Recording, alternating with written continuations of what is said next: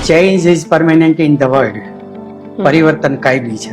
બહુ ઝડપથી જે 1000 વર્ષમાં પરિવર્તન થયું 100 વર્ષમાં થયું 10 વર્ષમાં થયું 10 વર્ષમાં થાય હવે વર્ષે થાય છે. માતા પિતા એવું શું કરે, એમની અંદર એવું કયો ગુણ કેળવે કે જેની અંદર એક તો ધીરજ આવે પોતાના બાળક પ્રત્યે, એ સ્વીકાર આવે કે આ મારું બાળક છે, આ યુનિક છે, આ જીવનમાં કંઈક કરી લેશે.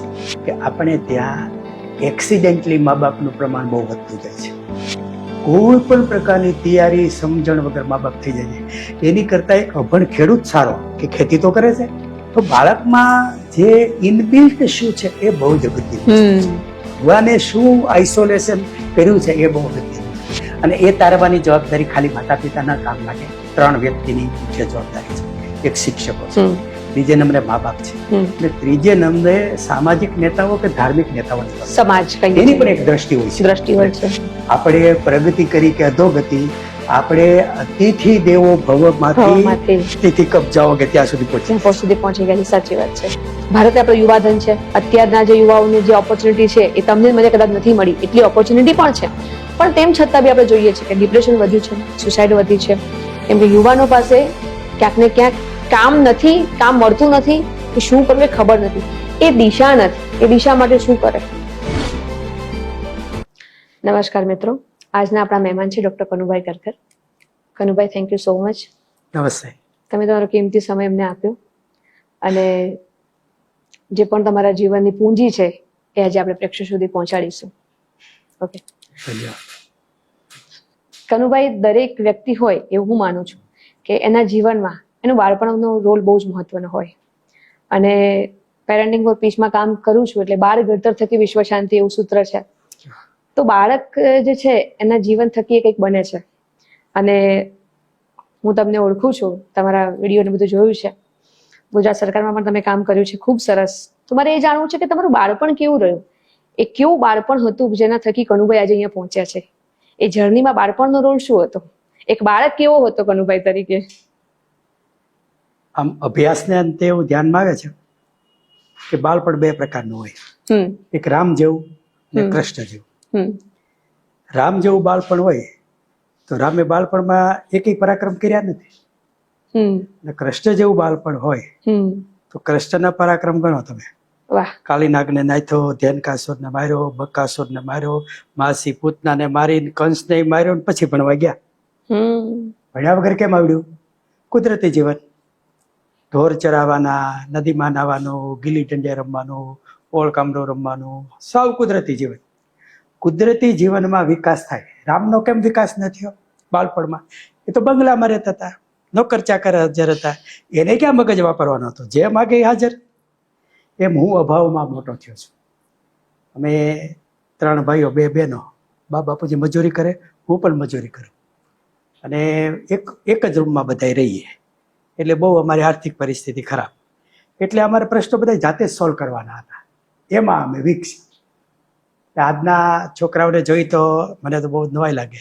અમે તો બહાર જ રખડતા, આંગરા ખાઈને, હોડિયા ખાઈને, પેપડી ખાઈને, બધું જરી બોર ખાઈને અમે ધરાઈને ઘેરે આવતા. અને સાવ વેરેન્ટેજ વગરની ગાડી હતી, બીમાર તો કોઈ પડતા જ નહીં. તમે જે વાત કરી એટલે મારું બહુ ઊંડું ધ્યાન ગયું મારું, કે રામ અને કૃષ્ણનું એક્ઝામ્પલ બહુ સરસ આપ્યું કે રામ એક મહેલમાં જન્મ્યા અને સરસ ગુરુકુળમાં ગયા પણ ખરા, પણ કૃષ્ણ જે હતો, જે ઢોર ચરાવતો, ગાયો ચરાવતો, મસ્તી કરતો, નટખટકાનો, અને એને જે બાળપણમાં જે પરાક્રમો કર્યા, એવું નથી મોટા થઈને પણ આપણને આજે ગીતા જેવું મહાકાવ્ય જે આપ્યું. તો એને વાત કરી કે અભાવમાં મર્યું છે, અભાવ થકી હું અહીંયા પહોંચ્યો છું, રાઈટ? સો આના પર મને થોડી ડિટેલમાં વાત કરું. એ છે ને, આપણું મગજ તો જ વિકસે અભાવમાં. માનો કે વાડીએ લાઈન ખોલતા હોય, એક જ પાનું હોય, તો સામે કેમ પકડાવું? તો અમને આટી મારતા એવી આવડે ને દોરડાની, કે પાનું છટકી જાય, આમાં જ ન છટકે. ઈ શેમાંથી આવડ્યું? બીજું પાનું નહોતું એટલે. 2 પાના હોય તો એ ના આવડે, અને પ્લમ્બર રાખો તો કાંઈ ના આવડે. આપણે બેસવાનું નહીં કરી દે.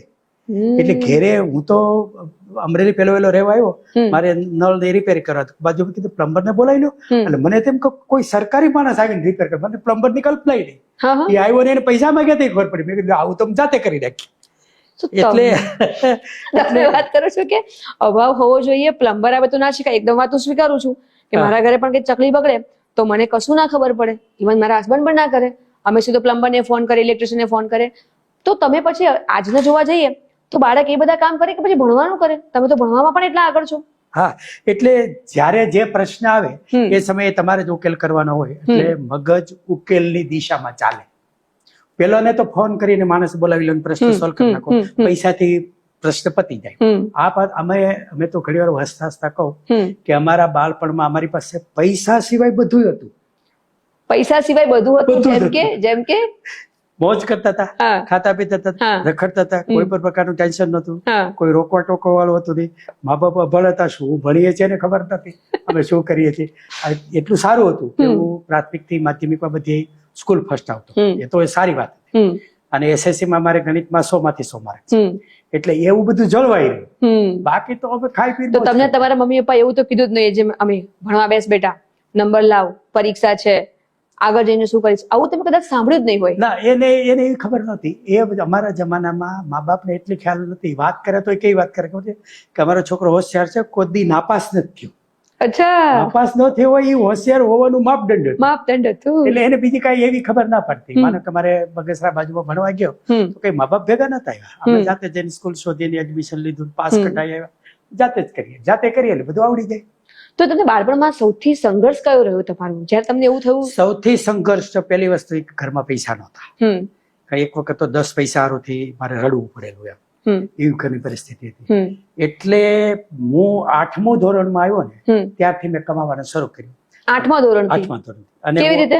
એ ત્યાં હું બગસરા ભણવા જાઉં ને 5 વાગે છૂટી જાઉં તો ત્યાં એક કાચવાળા હતા, પીવી કાચવાળા, એના દુકાને હું જતો રહું. પછી કાચ, પેલા તો 2 કાચ ભેગા કરીને પેલા અરીસો હતો, પછી એને ઘસવાનું કામ, એને કટિંગ કરવાનું કામ, પછી એના ચોકઠા કાપીને લગાડવાનું કામ નહીં બધું હતું, એ બધું હું કરતો. સાંજ સુધી 2-3 કલાક કામ કરું એટલે મને ત્યાંથી પૈસા મળે. ને એ પૈસામાં પહેલી વહેલી મેં ઘડિયાળ લીધી, એટલે એનો આનંદ છે આખો અનેરો હતો. એટલે હું 8મું ધોરણ ભણતો ત્યારથી ઘેરે પૈસા ન લેતો ને, અને પોતે મેં પછી કદી ઘેરે જ પૈસા નથી લીધા, હું પોતે જાતે જ કમાઈ લેતો. અને આપણે જાતે કમાઈ લઈને એટલે એ પૈસા વાપરવાની બુદ્ધિ ભગવાન સ્કીમમાં ફ્રીમાં આપે. આ સરસ વાત કરી તમે કે જાતે કમાઈએ એટલે પૈસા વાપરવાની બુદ્ધિ સ્કીમમાં મળે. તો આ પૈસા કમાવાનું તમને કોઈ કીધું? તમને કેવી રીતે થયું? કઈ પ્રેરણા મળી કે તમને એવું થયું કે હું કંઈક કરું, કમાવું? મા બાપ મજૂરી કરતા હોય, ઘરમાં અભાવ હોય, એક પળી દૂધ હોય એમાંથી આખું ઘર આખો દી કાઢવાનું. પછી મારા બાપુજી કૂવો ખોદવા જતા હતા, તો બહુ જોખમી કામ અને ઘણ પછાડવાના હોય. પછી ક્યારેક હું સમજવાનો થયો તો પૂછતો, બાપુજી બીજા તો કપાસ વેણ એવું કામ કરે, તમે શું કામ જાવ છો? તો કે 50 પૈસા વધારે દાણી મળે. અચ્છા, 50 પૈસા વધારે દાણી મળે એટલા માટે તો બાપુજી એટલું જોખમમાં કામ કરતા હોય તો આપણને એટલી તો સમજણ આવે ને, એટલે હું કમાવાનું શરૂ કર્યું. એટલે અમે રવિવારે હું દાડીએ વહી જતો, પછી વેકેશનમાં પણ અમે મજૂરી કરી લેતા. અમે 4-5 મિત્રોનું ગ્રુપ થઈ ગયેલું, એટલે કામ ઉધડા રાખી. અને 12માની પરીક્ષા આપીને તો હું બંદર ઉપર કામ કરવા ગયેલો, સૌરાષ્ટ્રનો સોલ્ટ પ્લાન્ટ એ રાજુલા પાસે. અને એ વખતે મેં પેલી ખુરશી લીધેલી પાટી વાળી, એ પૈસામાંથી, અને કોલેજની ફી પણ એમાંથી મેં ભરેલી. એટલે આમ જોઈએ તો કોઈ પણ પ્રકારના અપલક્ષણ મારામાં ના આવ્યા એનું કારણ અપલક્ષણ માટે પૈસા તો સમય બી નતો. પેલો જે સમય હતો, તમે સરસ વાત કરી કે મેં 2-3 કલાક કામ કરીને પહેલી ઘડિયાળ લીધી. સમયનો સદુપયોગ કરીને તમે સમય માટે જ સમય જોવા માટે ઘડિયાળ લીધી. પછી ઘરે લાઈટ પણ બહુ મોડી આવી. હું ચંદ્રમાનો અજવાળું હોય ને એમાં વાંચી શકતો, રાતનું બહાર ખાટલો નાખી ચંદ્રમાના અજવાળું વાંચી. તમારે પંખાની જરૂર નહીં, એસી ની જરૂર નહીં, એ તો હતું જ નહીં. પછી ક્યાં કરવું? વિકલ્પ હોય તો તમારે જરૂરિયાત તો પ્રશ્ન, એ તો હતું જ નહીં, એટલે કોઈ પ્રશ્ન નથી. પણ મારું એવું માનવું છે કે જે લોકો તૈયાર બધું આપી દે છે ને, એથી મોટા કોઈ દુશ્મનો નથી, એના સંઘર્ષ કરતા આવડતું નથી. તો બાળકને ક્યાંક સંઘર્ષ આજે કરાવતા જ નથી અમે. કદાચ મારા બાળકોને બી એ સંઘર્ષ તમે જે વાત કરી, જે મને મળ્યો છે, મને ખબર છે. પહેલી કંપાસ લાવવા માટે આવું નહીં કે દર વર્ષે મળે, પેન્સિલ લાવી હોય, કંપાસ લાવી હોય, એના માટે 5-5 વર્ષ રાહ જોવી પડે.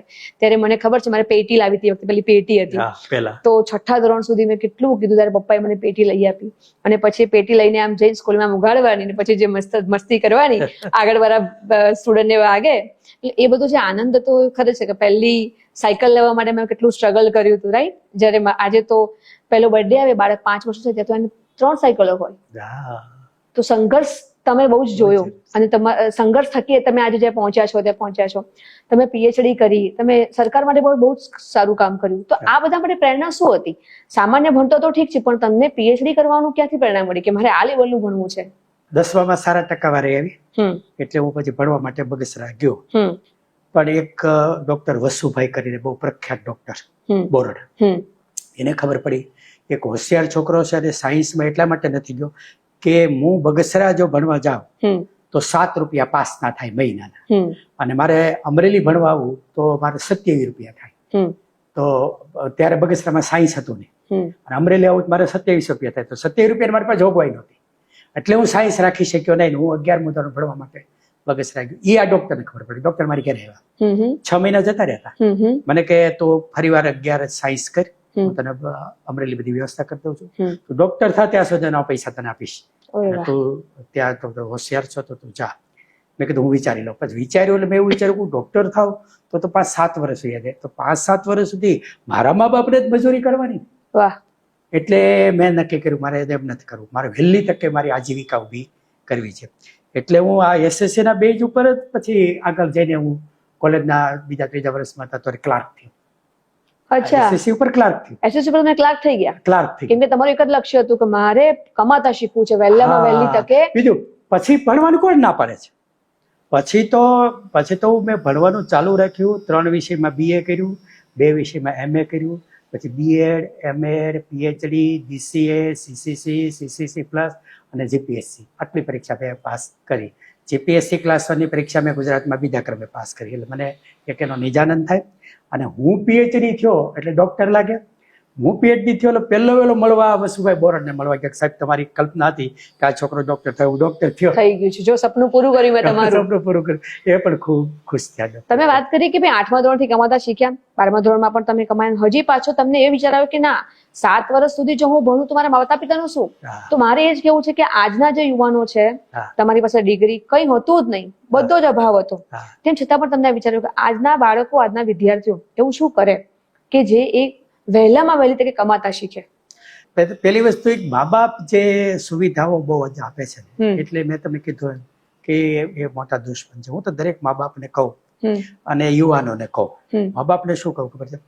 કૂતરા 2 પ્રકારના હોય, એક પાળેલા હોય અને એક શેરીના રખડતા કૂતરા હોય. પાળેલાને આપણે કેટલું ધ્યાન રાખીએ, એના ખાવાના સ્પેશિયલ બિસ્કિટ આવે, એને નવારવાના શેમ્પુ અલગ આવે, કેટલું સચવાય. અને શેરીના કૂતરાને ખાવા મળે તો જાતે જ ગોતવાનું છે, ધોકા જ ખાવાના છે.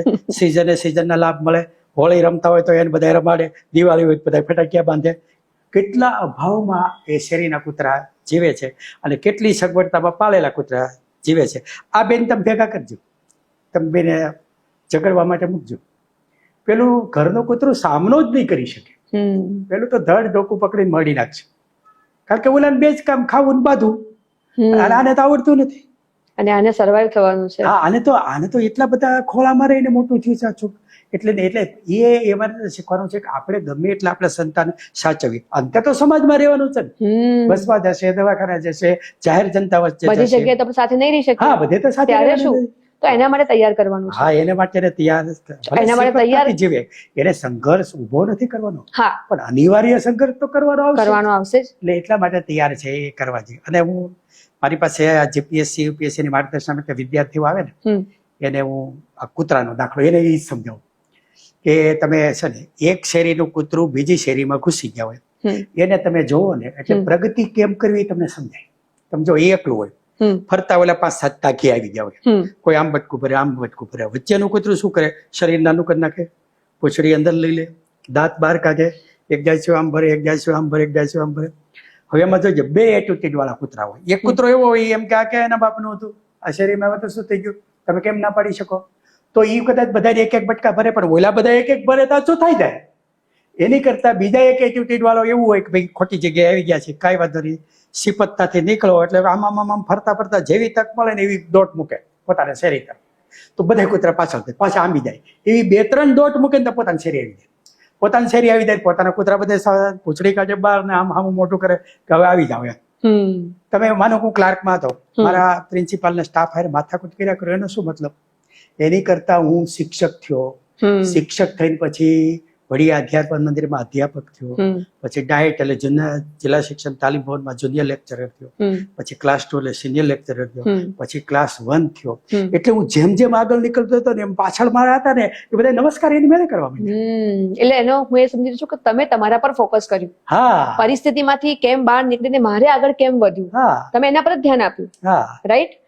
અને એ નાનપણથી તમે શીખવા મળ્યું હતું. હા, રાઈટ. તો તમને તો આજના માતા પિતા એવું શું કરે પોતાના બાળકો માટે, કઈ રીતના એમાં શું માતા ધ્યાન રાખે? પિતાને મારે ખાસ જણાવવાનું છે કે the change is permanent in the world. પરિવર્તન કાયમી છે.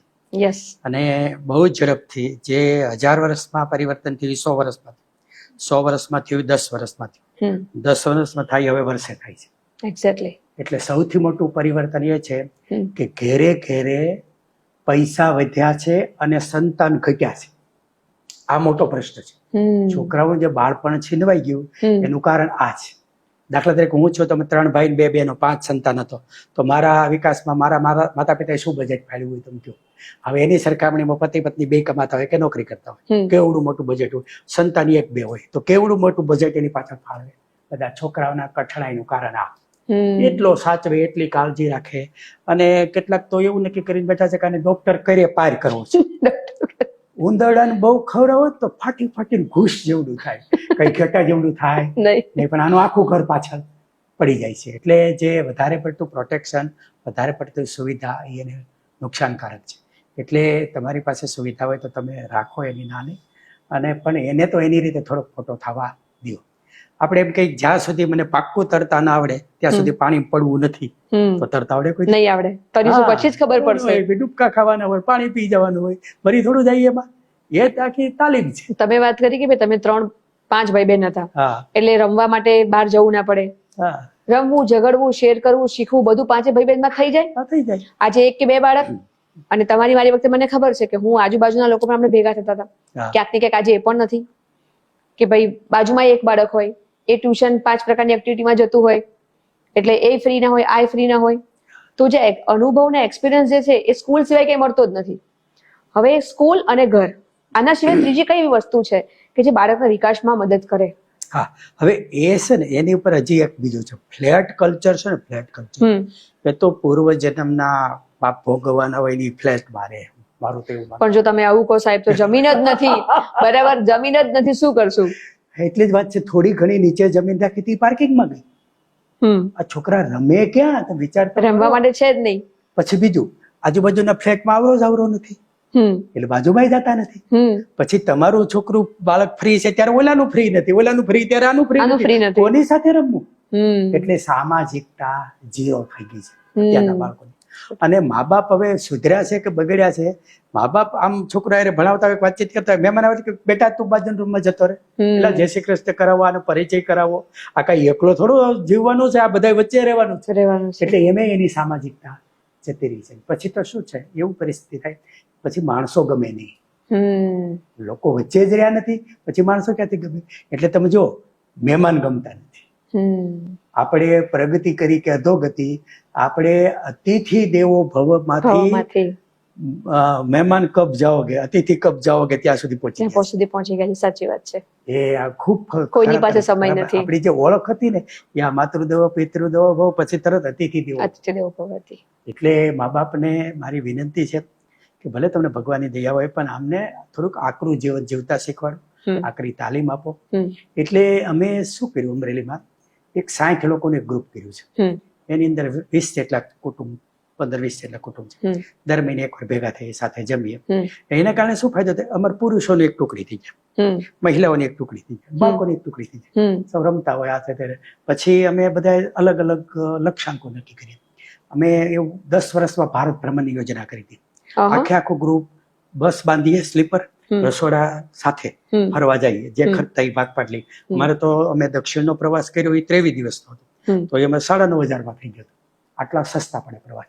એટલે પછી બાળકોનું ગ્રુપ થઈ જાય, મહિલાઓનું ગ્રુપ થઈ જાય, અમારું ગ્રુપ થઈ જાય. એટલે અમારે 8 વર્ષ પૂરા થયા, એટલે 80% ભારત જોવાનું કામ અમારે પૂરું થઈ ગયું છે.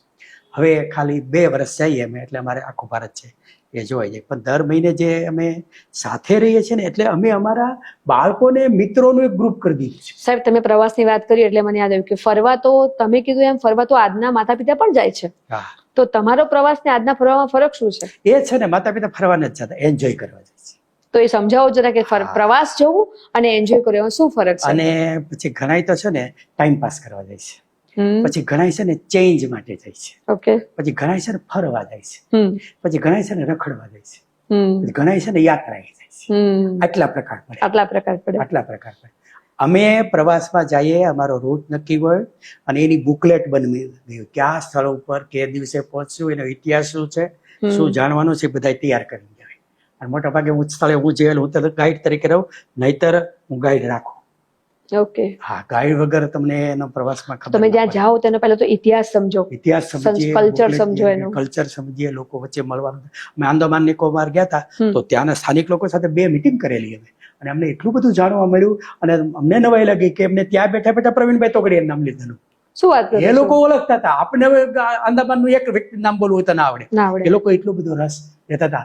અને અમે દક્ષિણમાં જયારે ગયા ને ત્યારે માનો કે આંધ્રમાં ગયા કે નીચે ગયા તો મેં ગુજરાત કહી તો લોકો શું કે ખબર છે કે આપ બડે ભાગ્યશાળી હે, આપકે પાસ નરેન્દ્ર મોદી હે. હા, ત્યારે આપણને ખબર પડે કે આપણે માટે તારે તો એ ગુજરાતના મુખ્યમંત્રી હતા, પણ બહારના લોકોને કેટલું માન છે, ગુજરાતીઓ પ્રત્યે કેટલું માન છે. પછી અહીંયા તીર્થસ્થાનોમાં ફ્રીમાં જમવા મળે છે, એ બધું એ લોકો જાણે છે. એટલે બહાર જાય ત્યારે આપણે કેમ કે ઘરકી મુર્ગી દાલ બરાબર એમ આ બધા લોકો આપણું મહત્વ આપ. પછી અમારે પણ ટુકડી હોય, એક બસ સમિતિ હોય, એક ભોજન સમિતિ હોય, એક અહેવાલ સમિતિ હોય, એ બધો અહેવાલ ને બધું લખતી હોય. એટલે આ બધા જ કામમાં હોય. તમારા બાળપણના અનુભવ અને તમારા દીકરાનો એમાં શું બદલાવ આવ્યો? જો અમારી આ દીકરી માધુ છે એ બીએડ કોલેજમાં હતી, અને બીએડ કોલેજમાં એક પ્રવાસનું આયોજન થયું. એટલે પછી 2 દિવસનો પ્રવાસ હતો, એટલે સાહેબે 500-600 રૂપિયા પ્રવાસના કીધા, આયોજન કર્યું. તો મારી દીકરી એની પાસે ગઈ, સાહેબ આ પ્રવાસ આમ ન હોય અને આટલો ખર્ચો ન થાય. તો કેમ હોય? તો કે આ પ્રવાસ આમ હોય, આપણે યાત્રાએ નથી જતા, બધી મંદિરે જ જોવા જઈએ. આપણે તો શૈક્ષણિક પ્રવાસ છે એટલે આપણે ઉદ્યોગો જોવા જોઈએ, આપણે ઐતિહાસિક સ્થળો જોવા જોઈએ. તો આટલો તમે બદલ કરો અને આ પ્રવાસ તમે આમ કરો, તો એ પ્રવાસ એમને 300માં પૂરો કર્યો ને 200 રૂપિયા પરત અપાવ્યા. પણ આ ક્યારે સમજ હતી તમારી દીકરીમાં? મારી જ્યારે તમે હા, એ મારી સાથે 8 વર્ષ ગઈ એટલે. હા, તમે પ્રવાસ આયોજન કરતા હતા એટલે એ દીકરી કહી શકી ને. એ મેનેજમેન્ટમાં હતી ને, ત્યાં કા ઉતારા વિભાગ હોય તો કોને ક્યાં ઉતારો ફાળવો, દરેકમાં રૂમ નાના મોટા હોય, ક્યાં કેટલા વ્યક્તિ ફાળવા, જમવાનું કેવી રીતે કરવું. ખરીદી સમિતિ હોય તો ખરીદી સમિતિનું સિટીમાં એટલે ધ્યાન હોય જ, એ શાકભાજી પાલી જાય બસ ઉભી રખાવે અને જઈને ખરીદી કરી આવે. તમે તમારા દીકરીની વાત કરી એટલે મને તમારા દીકરા દીકરી શું ભણે છે, તમે એમનું ઘડતર કેવી રીતે કર્યું? મારી દીકરીની તો બહુ મોટી કથા છે, એટલે એની તો મારે તો વાત કરવી જોઈએ કે એ 10મા ધોરણમાં હતી ત્યારે આમાં હું મારી જાતને તો હું સામાન્ય જનરલ વિદ્યાર્થી જ ગણું છું. મારી દીકરી એની કરતા જનરલ વિદ્યાર્થી હતી, એટલે બહુ હોશિયારમાં ગણાય ને, 1 થી 10માં ગણાય નહીં. તો 10માની પરીક્ષામાં એ ગણિતના પેપરમાં રડવા માંડી કે કેમ કે પપ્પા હું નાપાસ થઈશ. બેટા પરીક્ષા જ એને કહેવાય, પાસ થાય ને નાપાસ થાય. અરે તમે કેવડા મોટા અને તમારી દીકરી નાપાસ થાય કેવું લાગે. મેં એને સાંત્વના આપી, થોડું જોઈ દીધું, એટલું તૈયાર કરીએ, થોડું મારતો 1 દિવસમાં તો અપાય એટલું માર્ગદર્શન આપ્યું, પરીક્ષા એને આપી. અને પછી આખી દુનિયાને એવું સમજાવેલું કે ભગવાન નકામી આઈટમ બનાવતો નથી.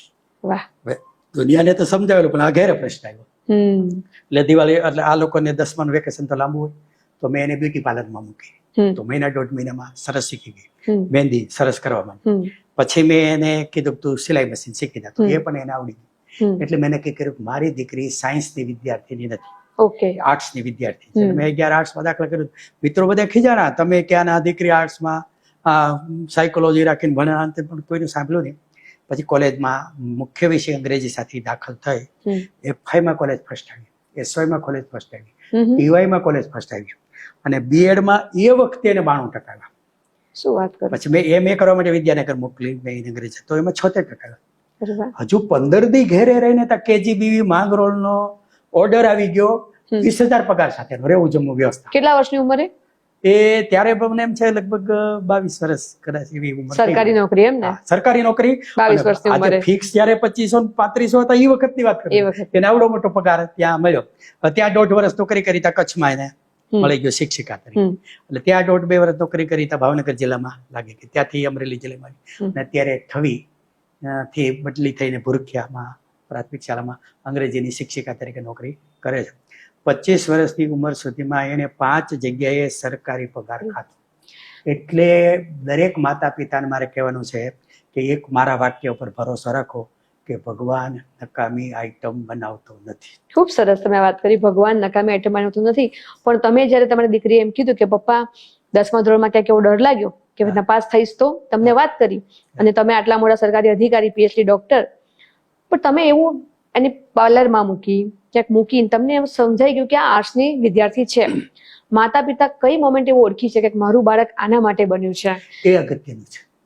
એ કેવી રીતે ઓળખી શકે? એ અગત્યનું છે. હું તમને સમજાવું કે પહેલી વસ્તુ એ કે આ વાક્ય જો મગજમાં બેસે કે ભગવાન નકામી આઈટમ બનાવતો નથી, તો એમાં ચિંતન શરૂ થાય. ભગવાન શું કરે છે ખબર છે? પોતાના અત્યાર સુધીના અનુભવને આધારે શ્રેષ્ઠમાં શ્રેષ્ઠ આઈટમ બનાવે છે. અગ્રી. એ આઈટમ બનાવ્યા પછી એ રસાયણ ઢોળી નાખે છે. નવી આઈટમ માટે એ નવું રસાયણ બનાવે છે. મતલબ કે આ જે સંતાન છે એ યુનિક છે, આઇસોલેટેડ છે. આવો દુનિયામાં ક્યારેય નમૂનો હતો નહીં, અત્યારે છે નહીં, ભવિષ્યમાં આવશે નહીં. એટલે ભગવાન કોઈ નમૂનો રિપીટ કરતા નથી. જેમ રાવણ કહેતો હતો અહમ એકસ્મિન ન દ્વિતીયા ન ભૂતો ન ભવિષ્યતિ, એમ આપણું સંતાન છે. પણ તમે જે વાત કરી એમ કહીએ તો છે કે દરેક વ્યક્તિ અલગ છે, દરેક બાળક યુનિક છે. એવું કહેવામાં છે, એવું જીવવામાં નથી, એવું સ્વીકારતા નથી. એટલે તમે સ્વીકાર્યું કે ભાઈ મારી દીકરી આર્ટ્સની છે, તમે કલાને ઓળખી લીધી. પણ મા બાપ એક ઓળખે શું કરે એવું કે સ્વીકાર આવે કે ઠીક છે, જેમ કે મારો બાળક છે તો એને સ્પોર્ટ્સમાં રસ છે તો મેં સ્વીકાર્યું છે, 10મામાં છે પણ તો એને ફૂટબોલમાં રમવા જવા દઉં છું. પણ એની બાજુના 10 વિદ્યાર્થીઓ બધા જ મને કહે છે બોર્ડ છે એનું બોર્ડ, એને રમવા ન જવા દો, એને ભણવા દો. એ પ્રેશર કેવી રીતે માતા પિતા સમજે? કેમ કે ક્યાંક ને તમારે કીધું કે તમારા બાળપણમાં સેટ પણ સ્ટ્રેસ નતો. આજે 4થા ધોરણનું બાળક હોય ને, મેં જોઈ છે, મારી પરીક્ષા છે, મને એમ થાય કે કેજીમાં શું પરીક્ષા હોય? કેજીમાં શું પરીક્ષા હોય? સરકારે પણ કીધું છે કે બાળકને ફેલ નહીં કરવાનું, અને કેજીમાં ને હું સાંભળું છું તો એ માતા પિતા એવું શું કરે, એમની અંદર એવું કયો ગુણ કેળવે કે જેની અંદર એક તો ધીરજ આવે પોતાના બાળક પ્રત્યે, એ સ્વીકાર આવે કે આ મારું બાળક છે, આ યુનિક છે, આ જીવનમાં કંઈક કરી લેશે. પહેલી વસ્તુ એ કે આપણે ત્યાં એક્સિડેન્ટલી મા બાપનું પ્રમાણ બહુ વધતું જાય છે. કોઈ પણ પ્રકારની તૈયારી સમજણ વગર મા બાપ થઈ જાય છે. એની કરતા એક અભણ ખેડૂત સારો કે ખેતી તો કરે છે, ખાતર તો નાખે છે, તૈયારી તો કરે છે, જમીન જોઈને ખાતર તૈયાર કરીને નક્કી કરીને મારે ઘઉં વાવા છે તો હું ઘઉંના બીજ રોપું. હા, એટલે આ બાય ચોઈસ નહીં પણ બાય ચાન્સ જે પેરેન્ટ્સ બની જાય છે. હા, એ બહુ મોટી સમસ્યા છે. પહેલા આવી સમસ્યા નહોતી. એનું એક કારણ હતું કે ઘરમાં એક દાદીમાં હતા કે જેને પોતે 8-10 ડિલિવરી કરી હતી. એના માતૃત્વને 40-45 વર્ષનો અનુભવ હતો માતા તરીકેનો એનો, અને માતા તરીકેનો અનુભવ નથી. બરાબર છે? જેને અનુભવ છે એને ભેગા નથી રાખવા, અને પોતાને અનુભવ લેવો નથી, નહીં તો બીજું ત્રીજું તો સારું થાય. અનુભવ નથી કઈ વાંધો નહીં, પણ અનુભવ લેવો નથી. હા, અનુભવ લેવો નથી, અનુભવીને ભેગા રાખવા નથી, એટલે એક મોટી સમસ્યા છે. તો બાળકમાં જે ઇનબિલ્ટ શું છે એ બહુ જ અગત્યની વસ્તુ છે. ભગવાને શું આઇસોલેશન કર્યું છે એ બહુ અગત્યનું છે. અને એ તારવાની જવાબદારી ખાલી માતા પિતાના કામ લાગે. 3 વ્યક્તિની મુખ્ય જવાબદારી છે.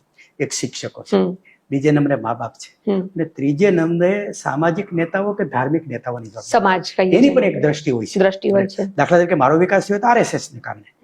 નાનો હતો ત્યારથી RSS માં થતો તો રાષ્ટ્ર સુધી વિચારવા, નહીં તો સામાન્ય રીતે તો પેટ સુધી વિચારવાનું હોય, રાષ્ટ્ર સુધી વિચારવાની તો મને એ હું તૈયાર થયો. એમાંથી ઘરના લોકો આવી રાષ્ટ્રવાદની કોઈ ખબર નથી, પણ એમાં તૈયાર થયો. એટલે જો મારા વિકાસમાં એની પણ એક મોટી ભૂમિકા છે. એટલે આ શિક્ષકો પણ દરેક વિદ્યાર્થીઓને જોતા રહે આમાં કઈ શક્તિ છે અને એને ચાન્સ આપે. મા બાપ પણ જોતા રહે, અલગ અલગ એક્ટિવિટી કરાવતા રહે, એમાંથી એને ચાન્સ આપે. આ ખૂબ જ અગત્યનું છે. હું તમને કહું કે મોટરસાયકલ રિપેરિંગ કરતા હોય તો એક જણો ગાડી લઈને બધું સાફ કરે, ધોઈ નાખે, આ છે તે છે, તો એનું 300 રૂપિયા કદાચ રોજના મળતા હોય. પણ એક જણો કે કાર્બોરેટર ખોલ નાખે, અહીંયા લાવે, પછી આમ કરીને જેક સેટ કરે તો એ કદાચ 2000 કામતું હોય. એનું કારણ શું? કયું પાનું ક્યાં લગાડવાનું છે એની જેને ખબર પડે છે એને કારીગર કહેવાય. અને કારીગર પૈસા કામે, અને ઓલો મજૂર કહેવાય. એ ઓલો સૂચના આપે, કાર્બેટર અહીં લઈ જા, ફિટ કરી જા, ઓલું અને ધોઈને એ મજૂર કહેવાય. એમ તમારા છોકરામાં શું પડ્યું છે એ એટલું સરળ નથી શોધવું. એને અલગ અલગ પરિસ્થિતિમાં તમારે નાખવો પડે, અલગ અલગ પરિસ્થિતિમાંથી પસાર કરવો પડે, તેવો તમને ખ્યાલમાં આવે કે આનામાં શું વસ્તુ છે. એ પડી હતી જેમણે 1000 શોધ કરી, 1000 શોધ, એને શિક્ષકોએ તો રિજેક્ટ કર્યો હતો. તમે વાત કરો છો થોમસ આલ્વા એડિસનની, કે જેણે શિક્ષકે એમ કીધું હતું કે આ બાળક તમારું મંદ બુદ્ધિ છે, આને લઈ જવાનું કઈ નહીં થાય. એને માલીને બોલાવીને એના મમ્મીને એમ કીધું કે આને અંદર વાયરિંગ જ નથી, ટેપિંગ જ થતું નથી, એટલે બીજા શિક્ષકો પાસે મૂકીને એનો સમય બગાડતા નહીં. પણ એની માને ભરોસો હતો કે ભગવાન નકામી આઈટમ બનાવતો નથી. અને તમે જો 1000 શોધ એ છોકરા, ત્યાં શિક્ષકો નાપાસ થયા, છોકરાઓ નહીં. શિક્ષકો ફેલ થયા 100%, અને આપણને વીજળી મળી.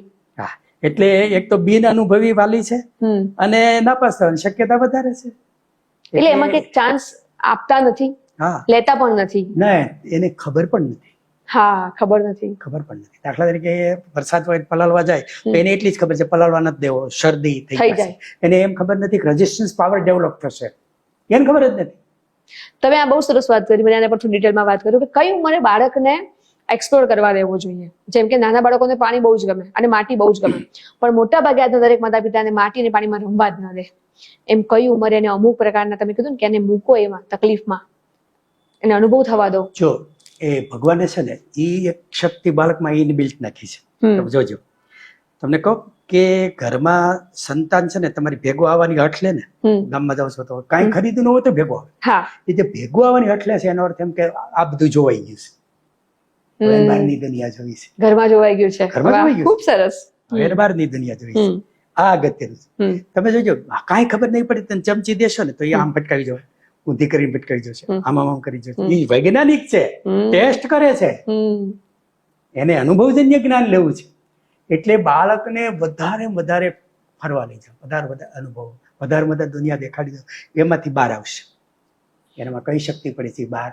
તમે વાત જે કરી ફરવા લઈ જાઓ, પ્રવાસ લઈ જાઓ, તો આજના યુવાનો જે છે, આજના યુવાનો પાસે બધા જ એવું કહે છે, આપણે બધાને ખબર છે કે ભારત આપણો યુવાધન છે. અત્યારના જે યુવાઓને જે ઓપોર્ચ્યુનિટી છે એ તમને મને કદાચ નથી મળી, એટલી ઓપોર્ચ્યુનિટી પણ છે, પણ તેમ છતાં બી આપણે જોઈએ છે કે ડિપ્રેશન વધ્યું છે, સુસાઇડ વધી છે, કેમ કે યુવાનો પાસે ક્યાંક ને ક્યાંક કામ નથી, કામ મળતું નથી, કે શું કરવું એ ખબર નથી, એ દિશા નથી. એ દિશા માટે શું કરે? ઘડતર નથી. મારી દ્રષ્ટિએ જે ઘડતર થવું જોઈએ એને ઘડતર નથી. તમારા સંતાનોને, વાલીને આપણે વિનંતી કરીએ કે આકરી પરિસ્થિતિ માટે તૈયાર કરો. બીજું કે નિષ્ફળતા પચાવતા શીખવાડો, એ બહુ અગત્યનું. સફળતા પચાવી સહેલી છે, નિષ્ફળતા પચાવી અઘરી છે. તો નિષ્ફળતા પચાવતા તમે શીખવાડો. નિષ્ફળતા પચાવવા માટે સૌથી ઉત્તમ સ્પોર્ટ છે. અચ્છા, એમાં હારવાનું થાય જ ને. હાર ને જીત, હારવાનું થાય એટલે એની માં એટલી અસર થાય. પણ પછી જે સ્પોર્ટ્સમેન સ્પિરિટ કહીએ એટલે શું, હસતા હસતા હાર સ્વીકારે. હસતા હસતા હાર સ્વીકારે. તો જિંદગીની અંદર કોઈ આ જયારે પેલા આ એડિસનનો દાખલો છે, એ બલ્બ માટે પ્રયોગ કરતા હતા તો એને તો છાલ લઈને પ્રયોગ કરેલો, પ્લસ માઇનસ ભેગા થયેલ સળગી. બરાબર. તો ઘણા બધા પ્રયોગ નિષ્ફળ થયા. આપણે એક પત્રકારે પૂછેલું તમે આટલા બધા નિષ્ફળ ગયા કે નિષ્ફળ નથી ગયો, તો આટલાથી ન થાય મને ખબર પડી. વાહ, શું જવાબ આપ્યો એને. હે, આટલાથી ન થાય, આનાથી ન થાય, હજી આનાથી આગળ જવું પડશે. આ સ્પિરિટ. તમે તાળું તોડવાનું હોય, 10 ઘા મારો, 10 ઘાએ તાળું તૂટે, તો 9 ઘા થોડા નિષ્ફળ ગયા છે. 9 ઘાએ ખોખરું કર્યું. એ બધા પ્રયોગો હતા. ખોખરું કર્યું તઈ 10મા ઘાએ ત્યાં ખબર પડી કે 10મો કરતા કરતા એ પ્રોસેસ માંથી ખબર પડી કે હવે આના પછી આ રસ્તો છે. એટલે એક પ્રોસેસ માંથી, જર્ની માંથી બાળકને પસાર થવા દેવું જોઈએ. ટ્રાય એન્ડ એરર જે કહીએ છીએ, ટ્રાયલ એન્ડ એરર, ભૂલ દ્વારા શિક્ષણ જે કહીએ છીએ. પણ મને કંઈક એવું લાગે છે કે મા બાપે કદાચ પોતાની ભૂલો પણ નથી સ્વીકારતા અને બાળકની પણ નથી સ્વીકારતા. અને એવું છે કે એટલે નવી ભૂલો કરવા દેવી જોઈએ એમને, એકની એક નહીં. પણ સામાન્ય રીતે છે ને સલામતીની આપણે ધ્યાન રાખવી જોઈએ, કારણ કે એની ગંભીરતા હોતી નથી. દાખલા તરીકે એવો અખતરો કરે, ઇલેક્ટ્રિકમાં નાખીને આમ આંગળી ડાળી જો એવા અખતરા કરવા દેવાય, એ જવાબદારી આપણી છે. બાકી તો છોકરું ટાઈમ થાય રમતું હોય, રખડતું હોય, ધૂળમાં આટા મારતું હોય, પડતું હોય, આકડતું હોય. અમે નાના હતા તે અહીંયા છોલાઈ નથી રોજાણું ન હોય ને તો અહીંયા થયું, ત્યાં અહીંયા હોય. અમારું ક્યારેય શરીર આખું સારું હોય, રોજ કઈ નું કઈ હોય. અને ઘેરે પાછું કહેવાય નહીં પડ્યા હતા એમ. પછી બીજી પડે. તો પણ તમે પ્રયોગની વાત કરો છો, તો પણ આજના જે યુવાનો છે, જે લોકોએ ડિગ્રી કરી, બરાબર, સમય ને પૈસા બધું જ આપ્યું, અને તેમ છતાં હજુ ખબર નથી કે હું આના માટે બન્યો તો નતો બન્યો. તો ચલો જે થઈ ગયા છે એ વાંધો નહીં, બરાબર. હવે શું કરે એ લોકો? પેલી તો વાલી અને વિદ્યાર્થી બેયને આ વાત મારે કહેવી જોઈએ કે ખરેખર તમારે જો જિંદગીમાં પ્રગતિ કરવી હોય ને તો કમાતા શીખો. પણ એ કમાતા કેમ શીખવે એ કહો, શું કરે? કમાતા કેવી રીતે શીખવે? કેમ કે જો પ્રશ્ન શું છે એમનો, એક તો ડિગ્રી છે એટલે કોઈ પણ નાનું કામ જેમ તમે કર્યું એમ નથી કરી શકતા, કેમ કે એમના અંદરથી એવો અવાજ આવે છે કે ભાઈ તે તો ડિગ્રી કરી છે, તે માસ્ટર કર્યું છે, એટલે મોટું કામ મળતું નથી, નાનું કરી શકતા નથી. તો એ શું કરે તો કમાતા થાય ડિગ્રી હોવા છતાં પણ? પેલો તો જે મેં પ્રયોગ કર્યો છે એ પ્રયોગમાં અનુભવજન્ય છે. અને પેલા એ વાત કરું, મારો દીકરો દર્શન 6ઠું ધોરણ ભણતો ત્યારથી અમે આમાં એમને એક્ટિવ કરેલો છે. એ 6ઠા ધોરણના વેકેશનમાં મેં એને 2 વ્હીલરના ગેરેજમાં મૂકેલો. કારીગરો સાથે 15 દિવસ રહેવાનું, વાહનો સાફ કરવાના, કાર્બોરેટર ખોલવાનું, રિપેરિંગ કરવાનું, આ છે તે છે, કારીગરની જેમ જ. અને મેં પહેલા સૂચના આપેલી કે આપણે ખુરશીએ બેસાડવાનો નથી, નહીં તો પછી મોટા માણસ દીકરો કામ ચીંધે નહીં પેલા. અને એને માને માનસિકતા તૈયાર કરેલી કે તારે આ બધું શીખવા જવાનું છે. તો 7મા ધોરણનું વેકેશન પડ્યું એટલે મેં 4 વ્હીલર ગેરેજમાં મૂક્યો. તો વ્હીલ ખોલતા ના અંતે એવું બધું થોડું ઘણું શીખી ગયું. પછી જેમ જેમ આગળ ધોરણ જતા ગયા એમ એમ મેં મોટર રિવાઇડિંગમાં મૂક્યો, લાઇટ ફિટિંગમાં મૂક્યો. પછી એક વખત મેં એમને એ જ્યારે ડિપ્લોમા હતો ત્યારે મેડિકલ સ્ટોરમાં મૂક્યો, દવાઓ અંબાવાને ગોઠવવાને અંતે. એટલે સામાન્ય દવાઓનો ખ્યાલ તો આવી ગયો પણ અંગ્રેજી સારું થઈ ગયું. 15 દિવસ મેડિકલ સ્ટોરમાં અંગ્રેજી સારું, બે વસ્તુ મેડિકલ અને ઇંગ્લિશ ભાષા બંને બે એને ફાયદો થઈ ગયો. પછી કોરોનામાં થોડો સમય બંધ રહેલું. પછી મેં એને મારા એક મિત્રનું નાસિક કામ હાલતું હતું, મોટા પુલ બનાવવાનું કામ, ત્યાં મૂક્યો. તો ત્યાં થોડાક દેર રોકાણો હતો, જેસીબી આંકતા શીખી ગયો, ક્રેન આંકતા શીખી ગયો. શું વાત કરો? હા. પછી મેં એને સદભાવના વૃદ્ધાશ્રમમાં રાજકોટ મોકલેલો. વૃદ્ધાશ્રમમાં વૃદ્ધોની સેવા કરે, ટ્રેક્ટર લઈને ઝાડવા વાવા જાય, ટ્રેક્ટર હાકે અને રોજ ખોદે ના અંતે બધું તૈયાર થઈ ગયું. હવે એને કારણે એટલા વ્યવસાયો એને આવ્યા.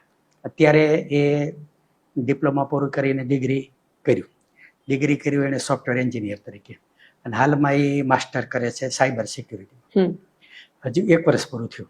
એ મારી દ્રષ્ટિએ જો 50 વિદ્યાર્થીને ભણવા બેસાડો અને પરીક્ષા લ્યો તો મારી દ્રષ્ટિએ એનો 45મો નંબર આવે. આટલો હોશિયાર છે. અને એ પેપર લખે એટલે હું કહું કે દર્શન તારું પેપર લખેલું લગભગ તને તારા દીદી બોલાવશે તે હું લખ્યું છે, એવા એના ગરબડિયા અક્ષર થાય. આ વખતે કોલેજ ફર્સ્ટ આવ્યો. અરે વાહ. એટલે મેં એને 2 પ્રશ્નો કર્યો. મેં કોલેજ ફર્સ્ટ આવ્યો તો પેપર જોનારા કેવા છે, કોલેજ ફર્સ્ટ આવ્યો. બીજું તારી સાથે ભણનારા કેવા છે, એટલે હું એને એવું હસાવતો હતો. બરાબર. પણ આ વર્ષે એને 20,000 ઇન્કમ ટેક્સ ભર્યો. 20,000 ઇન્કમ ટેક્સ ભણતા શું વાત કરો છો? આટલું એ અલગ અલગ જગ્યાએથી એક જવાબદાર નાગરિક વાઈટ પૈસા એટલા આવ્યા જેને એને ટેક્સ ભરવો. એક જવાબદાર નાગરિક તરીકે એ જ્યારે 9મું 10મું ધોરણ ભણતો ત્યારે હું જુનાગઢ ડાયટમાં પ્રિન્સિપાલ હતો. મારું પોતાનું ક્વાર્ટર. આજુબાજુમાં કઈ રિપેરિંગ હોય કે કોઈ ડ્રિલિંગ કાણું પાડવું નળ બદલી દર્શનને બોલાવે. દર્શન જઈને બદલી આવે કે કાણું પાડવું હોય તો એને બોલાવે. બધા સાધનો ચલાવતા આવડે, પ્લમ્બરનું કામ આવડે, લાઇટ ફિટિંગ. તમે આ બધે મોકલો એને તો એકલો મોકલો? ત્યારથી મોકલતો જાતે શીખે વાગે ભાગે. તમે કહો વૃદ્ધાશ્રમમાં મોકલો, તમે એકલો મોકલી? હા, એકલો જ. મેં પહેલો આ પ્રયોગ કરતો હતો ને સાઈરામ દવે મારો વિદ્યાર્થી, હાસ્ય કલાકાર. બરાબર. મેં એને કીધું તું તાર છોકરાને મોકલાયા મારી પાસે, બસમાં બેસાડી દે. એને અમારા ભરતભાઈ બેસ્યા હતા, તમારા બેના છોકરાને મોકલો. હવે મેં કીધું એટલે ગુરુ આજ્ઞા થઈ એટલે એનું ના તો ન પાડી શકે. પછી એને મોકલ્યો ખરો, પણ એક માણસ અજાણ્યાને બસમાં ભેગો બેસાડી દીધો. કરકર સાહેબ ભેગા રહે ને ત્યાં સુધી તું. છોકરાઓને ખબર નહોતી. છોકરાઓ ઉતર્યા છે, હું તો ત્યાં હાજર જ હતો. મેં જોઈ લીધા કે આ 2 છોકરા છે. હવે એ મારું ઘર કેમ શોધે છે એ મારે જોવાનું હતું. ત્યારે STDPC નું જમાનું, એટલે એને 10નો સિક્કો નાખીને ફોન કર્યો. મેં જ ફરવું પડ્યો. તમે કઈ જગ્યાએ છે? તો આ જગ્યાએ. રિક્ષાવાળાને તમે કહો કે આ જગ્યાએ જવું છે એવું સરનામું આપો. એટલે એને રિક્ષાવાળાને બધું સમજાવ્યું. એ સમજાવે છે કેમ તો એ નવું ભણતા એ અગત્યનું છે ને. રિક્ષા આગળ ને હું મોટરસાયકલ લઈને પાછળ. એને પ્રશ્નો સોલ્વ કરવા દો, એને જવા તો દો. કેટલી ખબર પડે છે. તમે પ્રોટેક્શન આપશો તો કેદી લડતા શીખે? તમે ક્યાં જિંદગી પર ભેગા રહેવાના છો? સો તમે જે કહી રહ્યા છો કે પ્રશ્નો એને જાતે ઉકેલવા દો, જાતે સોલ્વ કરવા દો, એમાં પડે. એટલે મને લાગે છે કે તમે બધી સ્કિલની આવી ગઈ વાત, કોમ્યુનિકેશન આવી ગયું. તો સ્કિલ પર થોડી વાત કરો કે કઈ સ્કિલ એવી મહત્વની છે, એવી 3 સ્કિલ જે આજના યુવાનોમાં તમને લાગે છે કે આ તો એને એ ગમે તે ભણે છે પણ આ સ્કિલ મહત્વની છે. પહેલી વસ્તુ એ કે ઘરમાં સામાન્ય જેટલી જરૂરિયાત છે એને માટે કદી કારીગર બોલાવાય નહીં. અને દરેક વિદ્યાર્થીને મા બાપે એને તક ગણાય. માનો નળ બગડ્યો છે તો તમારા છોકરાને નળ ખોલીને ફિટ કરવાની તક મળી કહેવાય એને. સાચી વાત છે. હવે એ તમે માણસ બોલાવીને એક તો 100 રૂપિયા દો એ જાય, તક જાય. પણ કનુભાઈ તમને આવડે છે, આજના પેરેન્ટ્સ જ ના આવડતી હોય શું કરે? મોટો પ્રશ્ન. એ એક પ્રશ્ન છે. એ પ્રશ્ન છે. હા, એ પ્રશ્ન ઘડાયેલા હોય ઈ ખડે.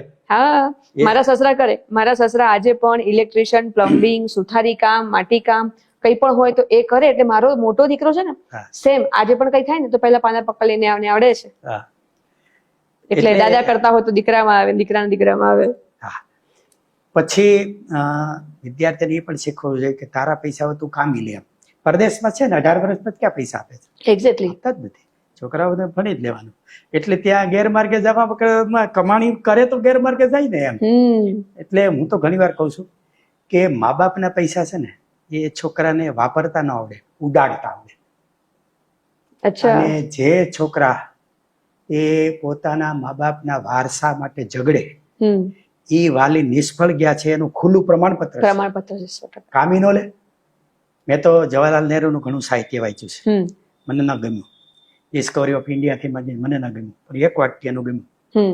તમારા સંતાનોને એવા તૈયાર કરો કે એને તમારા વારસાની જરૂર પડે. સમજો, જવાહરલાલ નહેરુએ મોતીલાલની સંપત્તિ દાનમાં દીધી, ઇન્દિરાબેને જવાહરલાલની સંપત્તિ દાનમાં દીધી.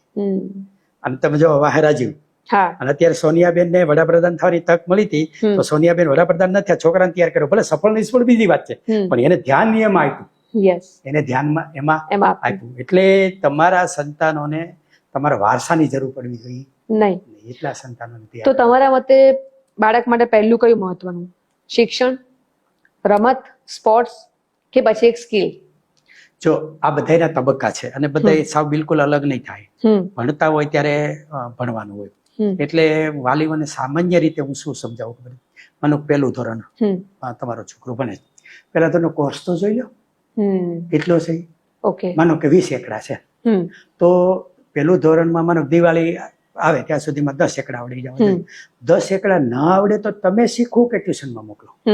પણ 10 એકડા આવડી ગયા છે તો પછી તમારે શું કામ ટ્યુશનમાં મોકલો? શું કામ આને મૂર્ખાઈ કરો છો? બરાબર છે. બરાબર છે. હવે પહેલા ધોરણમાં 20 એકડા છે, હવે તમે 20 એકડા સ્કૂલમાં શીખવાનું. હવે એને બદલે તમે બાળ મંદિરમાં શીખવી દીધા તો એ પહેલા ધોરણમાં કરશે શું? એને ભણવામાં રસ જ નહીં રહે. જે શીખવાડે છે એને આવડે છે, પછી તમે બીજી મૂર્ખાઈ શું કરશો? પછી તમે મોકલશો ટ્યુશનમાં. એટલે ટ્યુશન વાળા શું કરશે ખબર છે? એ તો આગળ શીખવાડે ને, એ ક્યાં ટ્રેન નતા, એને ક્યાં કઈ ખબર છે? એ પૂછે તને કેટલા આવડે તો કે 20 એકડા, તો એ 100 શીખવાડી દે. હવે તો બીજા ધોરણમાં આવતા હોય તો બીજું ધોરણ એ નિષ્ફળ ગયું ને એનું, પાછું ટ્યુશનમાં મોકલો. ત્રીજા ધોરણ 3 વર્ષ જે બાળકના એવા જાય કે જે શીખવાડે છે એને આવડે છે, શીખવાડવામાં રસ નથી, આ બાળક તોફાની થઈ જાય. પછી શીખવાનું આવે ને ત્યાં એને જે ધ્યાન દેવાની હતી ને એ પ્રક્રિયા વહી ગઈ. એટલે આ તો એ જ કહું છું કે બાળક સ્કૂલ ટ્યુશન જાય તો એને એવું વિચારે છે સ્કૂલમાં નહીં ખબર પડે, ટ્યુશનમાં પૂછી લઈશ. ટ્યુશનમાં જાય તો કે સ્કૂલમાં પૂછી લઈશ. અહીંયા ધ્યાન આપે ને ત્યાં ધ્યાન આપે. એટલે તમે સરસ વાત કરી. અને તમે સંસ્કૃતના પાઠ્યપુસ્તકના લેખક છો, રાઈટ? તો મારે એ જાણવું છે કે તમે કેમ સંસ્કૃત વિષય લીધો અને સંસ્કૃતમાં શું મહત્વ છે એના પર થોડી વાત કરો ને. अस्मिन् समये 6 कक्षातः 8 कक्षा पर्यन्तं पाठ्यपुस्तकम् अस्ति. एतस्मिन् पाठ्यपुस्तके अहं लेखकः एवमस्मि. मम वक्तव्यमपि संस्कृतभाषायाम् एव भविष्यति. संस्कृतभाषा अति सरला भाषा अस्ति. कोऽपि भाषाकृते व्याकरणस्य आवश्यकता नास्ति. જેણે વ્યાકરણથી શીખવાનું શરૂ કર્યું એને કોઈ ભાષા આવડે જ નહીં. વયમ અપી ગ્રામે ગતવन्तः ग्रामे अनपजजनः अस्ति, सः एकदिनानि पर्यन्तमपि शालायां न गतवन्तः, तथापि गुर्जरभाषायां वदतु शक्नोति. गामडाમાં સાવ અભણ માણસ હોય, એક દિવસે શાળાએ ન ગયા, એ ગુજરાતી બોલે છે કે નહીં? એને ક્યાં વ્યાકરણ આવડે? સહ ન જ્ઞાતવन्तः એતદ એકવચન अस्ति, દ્વિવચન अस्ति, હકાર अस्ति, નકાર अस्ति, તથાપિ ભાષાકૃતે કોપી સમસ્યા નાસ્તિ. તમે આ વાતને ફરી સમજાવો કે વ્યાકરણથી શરૂઆત કરે ભાષામાં એટલે પૂરું. એને ભાષા કોઈ દિવસ આવડે તો ઇંગ્લિશની શરૂઆત જ એવું કે છે પેલા ગ્રામર શીખો, ટેન્સ શીખો, એટલે ના આવડે. તો હું MA पर्यन्तम् अहं संस्कृत विषयं पठितवान्, तथापि मम परिचय अपि संस्कृत भाषायाम् अहं न दातव्यम्. अस्मिन् समये अहं चिन्तयामि अहं संस्कृत न पठितवान्, संस्कृत विषये पठितवान्.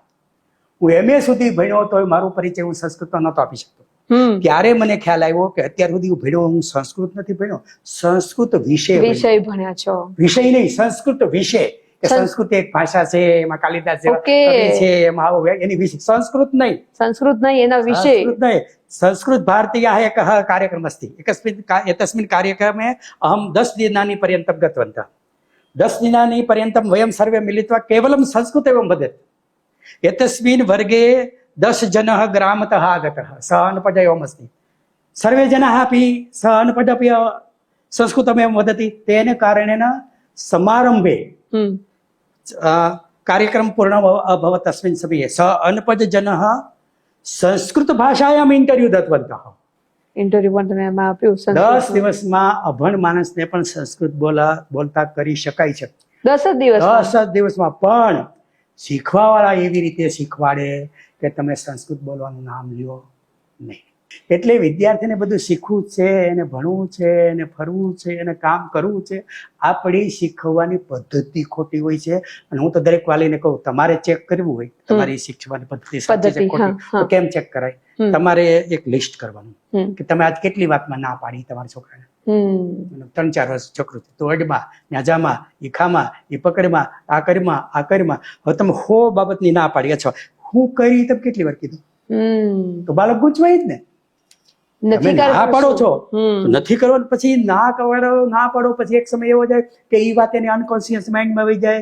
પછી ના પાડે એટલે ન કરતા 18 વર્ષે એ વાલી અમારી જેવા ફરિયાદ લઈને આવે કે આ ઘરે બેઠો છે કાંઈ નથી કરતો, મારું કઈ સાંભળતો નથી, કઈ કરો એના માટે. કારણ કે તમે નાનપણથી જે નાખ્યું છે ને એ અનકોન્શિયસ માઇન્ડમાં આવી ગયું. એટલે છોકરાઓને આ કર એવી સૂચના આપો. આ કરમાં વાગી જશે, પડી જશે, રકાબીલામાં તૂટી જશે, ઓલું કરમાં તારે માથે પડી જશે. અરે તને કેટલી વાર ના પડી? નેગેટિવ આખો દિવસ સતત બાળક ગૂંચવાય. યસ. તમે જ્યારે મેં તમારો પરિચય જોયો ત્યારે ડાયટ, મને પોતાને ખબર ડાયટ એટલે શું, આ ડાયટનું શું છે અને તમારો અનુભવ વાત કરો કે તમે ડાયટમાં શું કરો છો? જિલ્લા શિક્ષણ અને તાલીમ ભવન એનું મુખ્ય કામ નોકરી કરતા શિક્ષકોને તાલીમ આપવાનું. ઓકે. માનો કે 86 ની નીતિ હોય, હમણાં માનો કે નવી રાષ્ટ્રીય શિક્ષણ નીતિ NEP 2020 આવી, તો એમાં જે બદલાવ આવ્યો છે એની તાલીમ આપવાનું કામ એ જિલ્લા શિક્ષણ તાલીમ ભવન ડાયટ કરે. આ ઉપરાંત કયા પાઠને કેવી રીતે ભણાવો, નવું પાઠ્યપુસ્તક આવ્યું, અભિગમનું બદલ થયું તો અભિગમની તાલીમ એ આપી. ઉપરાંત ડાયટના અંદરમાં એક PTC કોલેજ અથવા BEd કોલેજ જેમાં અમારા પ્રયોગો થતા હોય. એટલે અમે શિક્ષકોના શિક્ષકો. તો તમે આ તાલીમ આપો, તો મારે એ જાણવું છે કે આજથી 20 વર્ષના પહેલા શિક્ષકો અને આજના શિક્ષકોમાં તમે તાલીમ આપો છો, શું ફરક આવ્યો છે? પહેલા જે 20-25 વર્ષ પહેલા શિક્ષકો હતા ને એ શિક્ષકો નું જીવન શિક્ષક નું હતું અને અત્યારે વ્યવસાય કરે છે શિક્ષક. ઓકે. પેલા એનું જીવન જ હતું સાદાઈ, રેણી કેણી. દાખલા તરીકે જમાની શિક્ષિકા હોય તો એ એમ કે આપણે જાહેરમાં પાણીપુરી ન ખવાય, આપણો વિદ્યાર્થી જોઈ જાય તો ખરાબ લાગે. અને અત્યારે એ શિક્ષિકાને એમ થાય કે ના એવું થોડું છે, અત્યારે થોડી હું ડ્યુટી ઉપર છું. એટલે પ્રમાણ ઘટ્યું છે. અને ઘણા બધા શિક્ષકો છે એ સાઈડ બિઝનેસ કરતા થઈ ગયા છે. અને ઘણી વખત એ સાઈડ બિઝનેસ મુખ્ય બિઝનેસ છે થઈ જાય. અને સૌથી દુષ્પરિણામ આવી એવી બાબત જો અમને હોય, ચોંકાવનારી બાબત, તો જે પૂરા BEd કરવા, PTC કરવા ગયા જ નથી અને હાજરી પુરાઈ ગઈ છે, આવો એક વર્ગ ઘડાયો નથી અને ટેટ પાસ કરીને શિક્ષક થઈ ગયો છે. આને અમારી કોઈ તાલીમ ચડતી નથી. પણ તો આનું કારણ શું સાહેબ? એ તો આ ઘણી બધી કોલેજો એવી છે ને જેમાં તમે ન જાવ તો હાજરી પૂરી લે છે, પરીક્ષા આપી આવવાની. તો ઠગ કોલેજ જે કોલેજો છે એ ડિગ્રી આપી દે છે, હજી ચાલે છે પૈસા આપીને ખોટી, અને પાછા એ શિક્ષક થઈ ગયા, ડિગ્રી લઈને વાંધો નથી. તો શરૂઆત જ ખોટથી થઈ. એને ખોટી રીતે જે આ સિદ્ધિ પ્રાપ્ત કરીને એટલે હવે એનું એને ગૌરવ છે, એનું દુઃખ નથી, એની શરમ નથી, શરમ પણ નથી. એટલે હવે તાલીમ વર્ગમાં આવ્યો વચ્ચે ગાપસી મારવી હોય તો એને કઈ ફરક જ ના પડે ને. હા. બીજું સારી બાબત એ છે કે એક જે રેગ્યુલર ભણ્યા છે અથવા તો જેના ઘરમાં શૈક્ષણિક વાતાવરણ છે એવું કામ કરનારો એક વર્ગ પણ સામે તૈયાર થઈ ગયો છે, જે જ્ઞાન મેળામાં જબરજસ્ત કામ કરે છે, રમત ગમતમાં જબરજસ્ત કામ કરે છે, વાલી સંપર્ક જબરજસ્ત કામ કરે છે. એટલે શાળામાં લગભગ 2 ભાગ પડી ગયા છે. એક ભાગ એવા છે કે જે જબરજસ્ત કામ કરી રહ્યા છે અને એક ભાગ એવો છે કે જે શિક્ષક નથી અને શિક્ષકના વ્યવસાયમાં છે.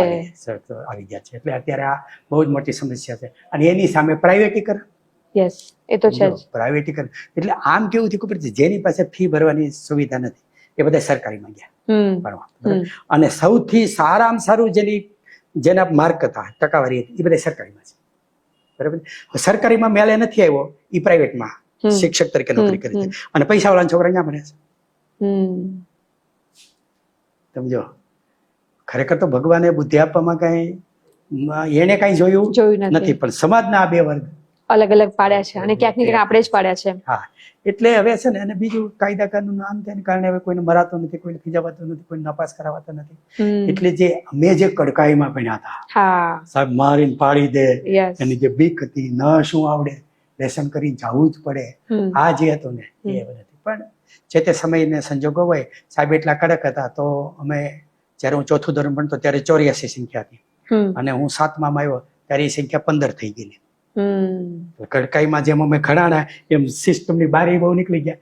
એટલે હવે આપણે 100% ભારત ભણેલું જો હોય તો પછી સાવ બહાર જઈને ઘણી વખત અસામાજિક થાય, એની કરતા સમાજમાં રહીને થોડુંક સામાજિકતા તો આવે, એમ માનીને મધ્યમ માર્ગ લેવા પડે. આપણે ગામમાં દૂધની ડેરી કરીને એટલે છાશનો ડેરો થાય, એમ અને સારા નરસા પરિણામો મળે હોય છે. એટલે શિક્ષણનું પ્રમાણ 98% સુધી જાય એવી સરકારની કોશિશ લગભગ એક કક્ષાએ પહોંચ્યા આવ્યા છે. ડ્રોપ આઉટ ઘટી ગયું. હા, ડ્રોપ આઉટ ઘટ્યો છે.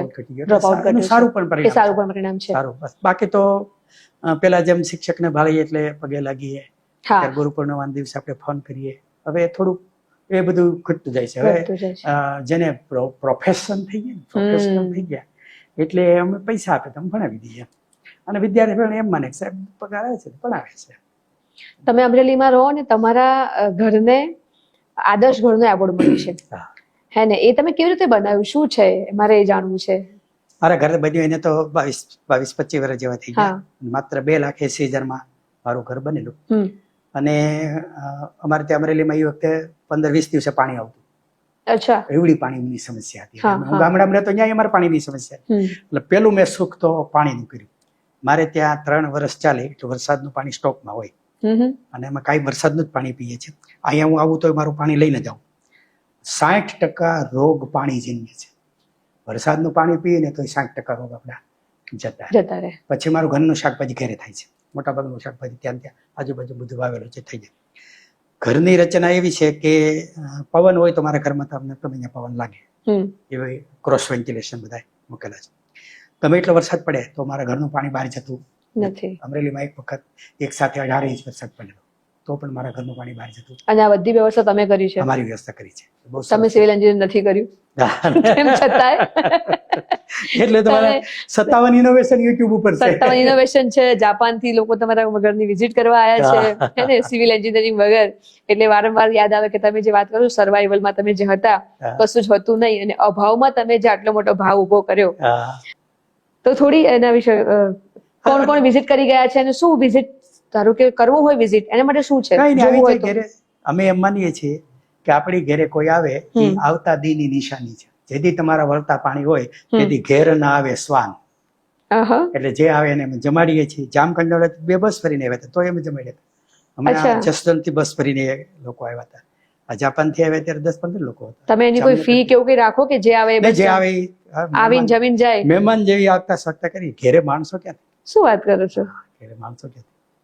હમણાં દુબઈ થી આવ્યા હતા મનસુખભાઈ કરીને, તો એક દિવસ આવ્યા હતા, 4 દી રોકા, એવી એને ઘરે મજા આવી ગઈ. શું વાત કરો? પોરબંદર થી 10-15 બહેનો આવ્યા હતા, આખો દિવસ રોકાણા. એટલું બધું ગમ્યું. એ કે સ્વર્ગ તો મેં જોયું નથી, પણ જો હોય તો આવું હોય. એવા એ ખુશ થયા. તમે ખાટલા કઈક બનાવ્યા છે, એ શું છે? એ મેં પલંગ એવી રીતે બનાવ્યા છે કે એક પલંગ ની નીચેથી ખેંચો એટલે એક નીકળી જાય, બીજો ખેંચો એટલે બીજો નીકળી જાય. 3 પલંગ અલગ કરો, 3 અલગ થઈ જાય. પણ નીચેથી કાઢીને બહાર આવે ને એટલે હાઈટ 3 ની સરખી થઈ જાય. અચ્છા. એવી રીતે મેં પલંગ બનાવેલ છે. પછી પલંગ તમે 1 વાપરો, 2 વાપરો, 3 વાપરો, મચ્છરદાની 1 ને 1 આવે. અને એ મેં ખાલી 4500 રૂપિયામાં 3 પલંગ છે એ બનાવેલા. અને મુંબઈમાં ને આ બહુ જેનો ઉપયોગ થાય કે દિવસે જરૂર ન હોય પાછળ જરૂર પડી એમ કાઢતા જાય. આ પણ તમારું ઇનોવેશન, તમારા સત્તાવન ઇનોવેશન છે. મને 3 તમારા એવા ઇનોવેશન કહો જે બહુ જ સમાજમાં અને વ્યક્તિને ઉપયોગી થયા છે. 3 ઇનોવેશન. આ તમે ખાટલાની તો વાત કરી, એક તમારું ઘરનું પણ, આના સિવાય કઈ 3 ઇનોવેશન છે? પાણી માટેના મારા ઇનોવેશન ખૂબ સારા છે. મને કે મારી ઘરે મ્યુનિસિપાલિટીનું પાણી આવે પાછું ન જાય એના માટે મેં વન વે વાલ બનાવ્યો છે. તો એ 10 રૂપિયામાં બનાવ્યો છે અને 23 વર્ષથી કામ કરે છે. હજુ લીક થયો 10 રૂપિયાનો વાલ. 10 રૂપિયાનું કામ. પછી મેં જે વરસાદી પાણી પીવાની જે વ્યવસ્થા કરી છે તો એમાં મેં ખર્ચ કર્યો નથી, જગ્યા રોકી નથી. એટલે હું દરેકને કહું કે તમારા છોકરાને વારસામાં 3 વસ્તુ તો આપજો જ. એમાં પહેલું વસ્તુ છે વરસાદી પાણી. ઓકે, એ પહેલી વસ્તુ છે. બીજી વસ્તુ છે તરતા શીખવાડજો, કોક દી જીવ બચી જાય. અમરેલીમાં એક વખત એક છોકરો ડૂબી ગયો, શમશાન યાત્રા નીકળી હતી, 100 જણા હાજર હતા તો કોઈ તરતા નહોતું આવડતું, મરી ગયો નજર સામે. અને ત્રીજું, તમામ પ્રકારના વાહનો ચલાવતા તમારા છોકરાને વારસામાં શીખવાડજો. શું વાત? બધા જ વાહનો આવડતા હોય છે. અમારા માધુ છે બધા, અમને તરતા આવડે, ગાય ધોતા આવડે, વાહનો બધા આવડે. મારા પત્ની નહીં આવડે, બધાને તરતા આવડે. આટલું તો વારસામાં છે, એ આપવું જોઈએ. એટલે પાણી માટે મેં જબરજસ્ત કામ કર્યું. બીજું કે અત્યારે લગભગ બહારના જે શાકભાજી ખાઈએ છીએ એ ખાધા જેવું નથી. અને આપણું આ શરીરને ભગવાને 100 વર્ષનું પાસિંગ આપ્યું છે. 100 વર્ષ એને કાંઈ થાય નહીં, પણ ઇનપુટ એવું જોઈએ ને. એટલે મારી ઘરે મેં શાકભાજી છે એ કર્યું. હવે મારા પત્ની બાબા પર PTC કોલેજમાં અધ્યાપક, એ કામમાં હોય, હું ક્લાસ 1 તરીકે 2-3 જિલ્લા મારા ચાર્જમાં હોય જ. અને મોટાભાગની આ બધી સ્પર્ધાત્મક પરીક્ષાઓ રવિવારે લેવાય, પેપર ઘણી બધા મારા અંડરમાં હોય એટલે આવી શકાય નહીં. પણ મારી ઘરે મેં એવું ગોઠવ્યું હતું કે તમામ ઝાડ પાયેલા હોય, માણસની કઈ જરૂર નહીં. જુનાગઢ ડાયટમાં 1000 ઝાડ હતા, તમામ પાયેલા હોય, માણસની જરૂર નહીં. સેલ્ફ સર્વાઈવ થાય ઝાડ પર, હે ને? પાણીના 7% હતા જુનાગઢ ડાયટમાં, 7 ભરેલા હોય, ચેક કરવાની કોઈ. રાજ્યપાલ ખુદ જોવા આવેલા. એટલે આપણે સામાન્ય ખર્ચમાં, સામાન્ય બાબતમાં મોટા પ્રશ્નો સોલ્વ કરી શકીએ. એ જોવું હોય તો મારા ઇનોવેશન જોવા. તમારી ઇનોવેશન 57 ઇનોવેશન છે. દર અઠવાડિયે હું એક ઇનોવેશન મૂકતો તો નિવૃત્ત થયો ત્યારે. પછી તો નિવૃત્તિને 5 દિવસ બાકી રહ્યા તો 5 દિવસ પછી રોજ એક મૂક્યા. એમ કરીને 57 ઇનોવેશન થયા. શું વાત? દર સપ્તાહે એક ઇનોવેશન. તમે સરકાર જોડે કામ કર્યું અલગ અલગ ક્ષેત્રોમાં, એને થોડો અનુભવ વિશે વાત કરજો. કેવા અનુભવ રહ્યા તમારા? સામાન્ય રીતે છે ને, સરકારમાં હું આવ્યો એટલે મેં પહેલું નક્કી કરેલું કે સરકારને હું મફતમાં પડવો જોઈએ. એટલે મેં જ્યાં નોકરી કરી ત્યાં મારા પગાર જેટલી બચત મેં એને કરી દીધી. એટલે આ એક મને મોટો ફાયદો થયો. બીજું, તંત્રની રીતે કામ કરે. એવી સમસ્યાઓને એવું તો આવ્યા જ કરે, પણ શરદી થાય તો નાક નો કાપી નાખાય, શરદી વહી જાય એવું કરાય. મેં ત્યાં 2 ગાય રાખેલી અને PTCની બહેનો ગાય ધોતા શીખે. અને ઘેરે ઘેરે ગાય શું કામ નથી, બાઈને કામ નથી કરવું. જો આ ગાય ધોવે તો સંગાત સંજાય હતી કામ, તો એને ગાય પ્રિય થશે, કાલ સવારે પરણી જશે તો કે ગાય લઈ હું કામ કરીશ. એટલે હું એ સંસ્કાર આપું. બહુ સારું કામ, બધા બહુ પ્રસન્ન. એક અધિકારી એવા આવ્યા, મને કે ગાય કા નિકાલ દો વરના મેં તુમકો નિકાલ દૂંગા. આવ્યું મને પ્રેશર છે એ કરેલ. પણ એ સમયે પછી તો ભૂપેન્દ્રસિંહજીને વાત કરી તો એમણે એ અધિકારીને બદલી નાખ્યા. એટલે હોય છે ઉકેલ, દરેકનો હોય છે, દરેક સમસ્યાનો ઉકેલ છે. અને બીજું તમને કહું, તમે 10 કામ કરો તો 2 ભૂલ થાય, પણ કોઈ 2 જ કરતા હોય તેની થોડી ભૂલ થાય. આવું તો બધું મોટા બધા આલેખ લઈને બેસો તો એમાં તો આવું બધું ચાલ્યા જ કરે, તો સ્વાભાવિક છે. હું પ્રતિદિન સવારે 8 થી 10:30 શ્રમ કાર્ય કરું. મારા પટાવાળાથી માંડી ચોકીદારથી બતાવી બધામાં કામ કરીએ. એટલે એમાં આદર્શ ડાયટ બનાવી શકીએ. રોજ 2 કલાક કામ કરીએ ને, પરસેવો વળી જાય એવું તો કામ તો થાય કે ન થાય. ભગવાન સ્કીમમાં તંદુરસ્તી ફ્રીમાં આપે, કે જે પૈસા દેતા મળતી. તો આ પણ એક છે કે દરેક યુવાને કે માતા પિતા 2 કલાક શ્રમ કરવો જોઈએ, અને એક શારીરિક શ્રમ. આજે હું કરું છું, શ્રમ કાર્ય કરું, કામ થાય અને હું બીજા નંબરની આવક ગણું છું.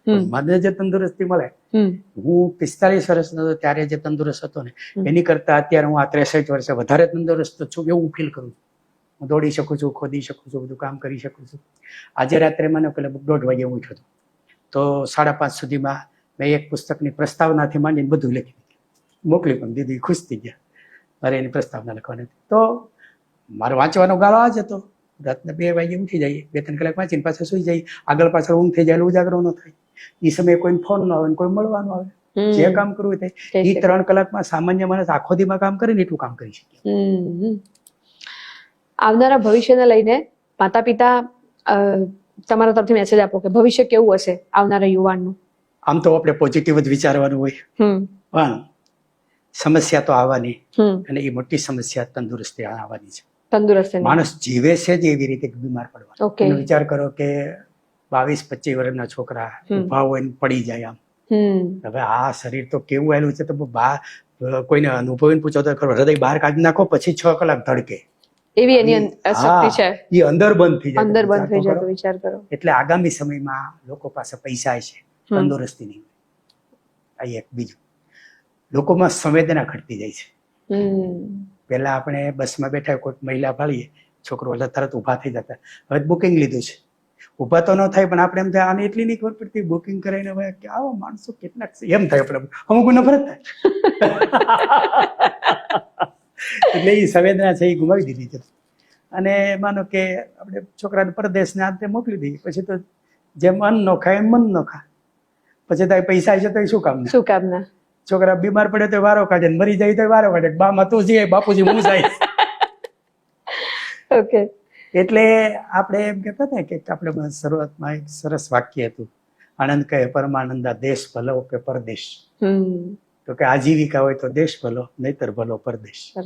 એટલે આપણા સંતાનોને આપણે જ્યાં હોય ને ત્યાં આજીવિકા ઊભી કરી દેવી જોઈએ, નહીતર ઈ અમરેલીમાં રહેશે નહીં, તમને બેંગ્લોર ફાવશે નહીં. વાહ. તો જો આટલી જિંદગી તમારી બહુ જ ખરાબ છે. બહુ જ ખરાબ છે. સામાન્ય રીતે આપણે યુવાની ને બાળપણ વીત્યું હોય ને, ત્યાં જો વૃદ્ધાવસ્થા વીતે ને એ બેસ્ટ હોય. એ બેસ્ટ હોય. બહુ મોટો માણો આ ફ્લેટમાં ભરાણ હોય, આજુબાજુ વાળા કોઈ ચાપી હોય બોલાવી, નીચે બેઠા કોઈ ઓળખે નહીં. 100%. અને ઓલા તો નીકળે ગામના 10 જણા ઉચાત કરે, શું કરો છો સાહેબ?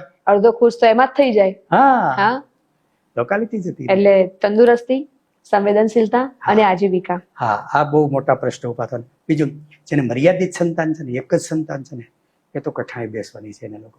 વિચાર કરો, મેં હમણાં ગણતરી કરી હતી, એકનું એક સંતાન હોય, બરાબર છે, અને એવા તમે 60 કપલ લ્યો, 60 કપલ, અને તમે એના 100 વર્ષ જવા દો, એટલે 60 માંથી 6-7 વધે. 60 માંથી.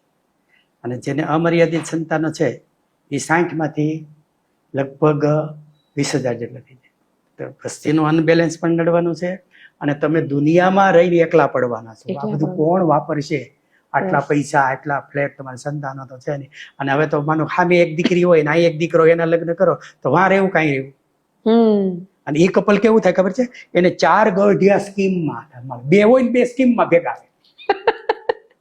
હવે એની એક થાય, અને એ લગ્ન થાય ત્યારે આ 60 વર્ષના થયા હોય. 60 વર્ષે આના લગ્ન થાય ને તો એના ભાગમાં 8 ગઢિયા આવે. 80 વર્ષના થાય તો 16 ગઢિયા આવે. આપણને આંકડામાં એવું લાગે આવું થોડું બને ને. ચીનમાં છે ને, ચીનમાં આજે કોઈ એક 4 વ્હીલ હોય ને, એક સ્પેર વ્હીલ હોય તો સારું લાગે. 10-15 સ્પેર વ્હીલ લગાડીએ તો શું થાય? ચીનમાં જે નકરા વૃદ્ધો જ છે. એને ક્યાં વસ્તી નિયંત્રણ ઉપરથી લઈ, એટલે એમાં જ આપણે પહેલા નંબરે છે ને, કે આપણો ભારત દેશ છે જે યુવાધન છે આપણી પાસે. આપણે ખાલી 60 કરોડ તો યાદવું હતા. અત્યારે છે ને કુલ વસ્તી દુનિયાની 500 કરોડની આજુબાજુ પહોંચવા આવી છે. 1200 કરોડ થાય ને ત્યાં સુધી વસ્તુ ઘટે એમ નથી. એટલું સમૃદ્ધિ છે. એટલી સમૃદ્ધિ છે. હા, મિસમેનેજમેન્ટ હોય તો વાત જુદી છે. હા, હમણાં હું મિલેટનો માનો પ્રયોગ કરું છું, તમે પણ બધાને ભલામણ કરો છો, અખતરો કરજો. 5 કિલો મિલેટ લઈ લો ને, 6 મહિના હાલે. કેવી રીતે? એની ખાવાની રીત છે, પણ અનાજ 5 કિલો જ જોઈએ. 5 કિલો અનાજમાં તમારા 6 મહિના વહી જાય. 5 કિલો પૈસા ખાવા શું? પૈસા ફેન ફતુરાઈમાં જાય. એ વાત તો હું છું. જરૂરિયાતમાં ક્યાં રોટલી તો આપણે 2 કે 3 ખાઈ શકવાના છે. દારૂ હોય તો એ 2000 નો પી જાય. અને વધારે ખાઈએ તો તકલીફ થાય છે. એટલે એ તો આપણું કહેવાય ને કે લિમિટેશન જ છે. હા, છે. એટલે આગામી સમય સમૃદ્ધિની દ્રષ્ટિએ સારો હોય છે, પણ સંવેદના ન હોય તો પછી સવાલ. માનવતાની દ્રષ્ટિએ ખતરો છે એમ કહીએ. એક શિક્ષક, તમે એક શિક્ષક, એક લેખક, એક પ્રિન્સિપલ તરીકે એક મેસેજ આપવા માંગો તમે આજના યુવાનો અને પેરેન્ટ્સને, તો તમારો મેસેજ? આજના યુવાનોને મારે ખાસ કહેવાનું છે કે કમાતા શીખી જાઓ. બધા જ પ્રશ્નોના ઉકેલ કમાણીમાંથી મળે છે. શું કામ કમાણીમાંથી મળે છે? એક તો આપણે સ્વાયત્ત થઈ જાય કમાતા થાય, બરાબર છે. એક બીજું, કમાણી પ્રમાણે જીવન જીવો એટલે એની મેળે સાદાઈ આવી જાય. કમાણી પ્રમાણે જીવન જીવો એટલે સાદાઈ છે એ આવી જાય. બીજું, એનો એક નિજાનંદ હોય છે. એમાં તમને ઊંઘ આવે. એક આત્મવિશ્વાસ પોતાની અંદર કે મેં કંઈક કર્યું, મારું કંઈક કર્યું, એમાં તમને ઊંઘ આવે. બરાબર. પછી બીજું કે શ્રમ કર્યા વગર આ પૃથ્વી પરનું એક પણ પશુ પ્રાણી જીવતું નથી. તમે સવારમાં જો કીડીથી માંડીને હાથી સુધી બધા જ કામે નીકળી જવાય. પક્ષીઓ ઉડવા નીકળી ગયો, અને તમે યાર 9-10 વાગ્યા સુધી સુતા રહ્યો, રાતના મોડા સુધી જાગો, તો આ તો તમે જ તમારું નુકસાન કરી રહ્યા છો. કુદરતી રીતે જીવન જીવો, કુદરતની નજીક રહો. અને બીજું મારે આજના યુવાનોને કેવું છે કે અમારા મા બાપ કેટલા લોકોના પ્રેશરમાં જીવતા હતા. મારા કાઠિયાવાડમાં તો અલગ પ્રકારનો પ્રેશર હતો. પછી બીજું કેટલા પ્રકારના અભાવમાં જીવતા હતા. મારા દાદીમાં મને એમ કહેતા કે મારે 6 સંતાન હતા, પણ એવા ડાયા હતા કે જન્માષ્ટમીના દિવસે ઘરમાં ખાવાનું ન હોય ને તોય વેન ન કરતા. વિચાર કરો, મારી 3જી પેઢીએ દાદીમાને જન્માષ્ટમીના દિવસે ખાવાનું નહોતું, એની સરખામણીમાં અત્યારે ફ્રીજ ભર્યા છે, કબાટો ભર્યા છે. એટલે મારી દ્રષ્ટિએ જીવવા જેવો યુગ આવ્યો છે. જો જીવતા આવડે તો. એટલે મેં પોતે મારું 100 વર્ષ જીવવાનું આયોજન કર્યું છે. હું 100 વર્ષ સુધી ગુજરી જવાનો નથી. અને જે શિક્ષકો પેન્શન પાત્ર હોય ને એને હું ખાસ વિનંતી કરું કે તમે 100 વર્ષ ગુજરતા નહીં. શું કામ? તમે છેલ્લા પેન્શનરો છો. હવે ક્યાં પેન્શન કોઈ મળવાનું? આઝાદીને લડવી એને કેમ યાદ કરે? એમ મેં કીધું આજથી 50-100 વર્ષ પછી નાના છોકરા વાત કરે છે, મારા દાદા કાંઈ કામ નહોતું કરતા તો સરકાર પેન્શન આપતી હતી. અને ઓલો કહે છે એ કઈ મૂર્ખ સરકાર હતી ને એને કેમ પહોંચાતું હતું. અને મેં એમ કીધું તમને ગેરંટી આપું છું કે તમે જયારે 100 વર્ષના થશો ત્યારે પર ડે લાખ રૂપિયા પેન્શન હશે તમારે. અચ્છા, જે આજે ટીચર શિક્ષકો છે, અત્યારે જે શિક્ષક છે પેન્શન પાત્ર, એ જયારે 100 વર્ષના થશે ત્યારે પર ડે લાખ રૂપિયા છે. શું કામ? આપણે 80 વર્ષના થઈને એટલે પેન્શન 80% થઈ જાય, 100 વર્ષના થઈને પેન્શન 100% થઈ જાય. એ સરકારનો નિયમ છે કે આને વેરેન્ટેજ વધ્યું છે. તો તમે તો શિક્ષકોને જીવવાનું એક બળ આપી દીધું હે. અને બીજું, ઈ ભાભો અથવા ડોસી ઘરમાં ખાલી પથારીમાં પડી છે ને તો આખું ઘર જલસા કરશે. શું વાત છે! કેટલું પેન્શન આવતું છે. મારી એક ખાસ મિત્ર છે, સરકારી ટીચર છે, અને આજે જ કહું કે ચિંતા ના કરતી. ઓકે, ખૂબ સરસ. તમે બહુ જ સરસ બાળકોને લગતું, યુવાનોને લગતું એજ્યુકેશન ઉપર જે માહિતી આપી, તમારો ખૂબ ખૂબ આભાર. તમારી પાસે તો ઘણું બધું વિષય છે, બહુ વિશાળ છે, એટલે મને એવું લાગે છે ફરી વખત આપણે મળીશું. આજના વિષય માટે થેન્ક યુ. સરસ, ધન્યવાદ, આભાર.